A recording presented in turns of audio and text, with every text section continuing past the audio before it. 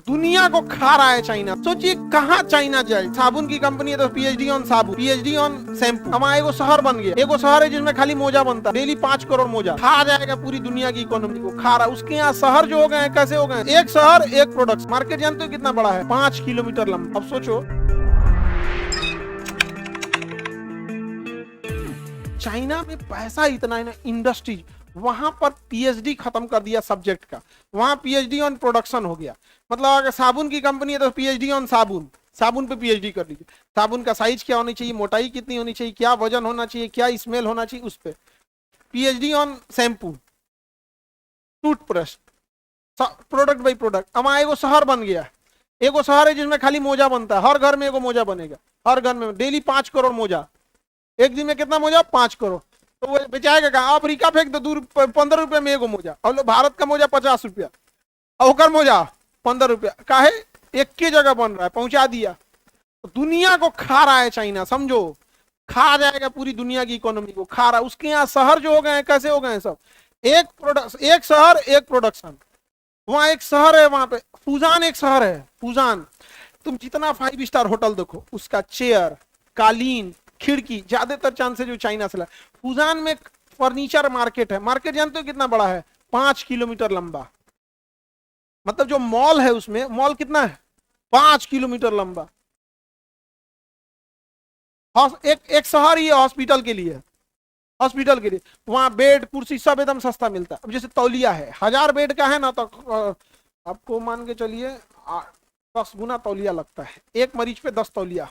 एक मरीज एडमिट है ना, तो 2 तौलिया तू खुदे रख ले, और 2 के कम्बोर्ड में जो 2 रखा गया है, और 2 धुला रहा है, 2 सूखा हुआ है। तो एक मरीज पे 8 तौलिया। 1000 बेड है तो 8000 तौलिया, 1000 बेड है तो 8000 तौलिया। अब सोचो 8000 तौलिया है, एक तौलिया पे अगर 100 रुपया बचा तो 100 रुपया मैंने 2 जीरो लगा दे। इकाई दाई सैकड़ा हजार 10,000 लाख, 8 लाख बच गए। वो चाइना से नहीं लाएगा? 100 रुपया बचा तो चाइना से लाएगा कि नहीं? यहाँ बढ़िया तौलिया मिलेगा 600 में, वहां मिलेगा 250 में। खा रहा है पूरी दुनिया की इकोनॉमी को कौन? चाइना। पूरा वहां शहर हो गया कि इसीलिए ब्यूटी प्रोडक्ट के शहर है। वहां मेहंदी का डिजाइन, तो पहले एगो केमिकल वाला मेहंदी लाया, सुखाने का झमेला नहीं, मारो दनाक से लाल। अब उसके बाद ग्लव्स ला दिया, ग्लव्स।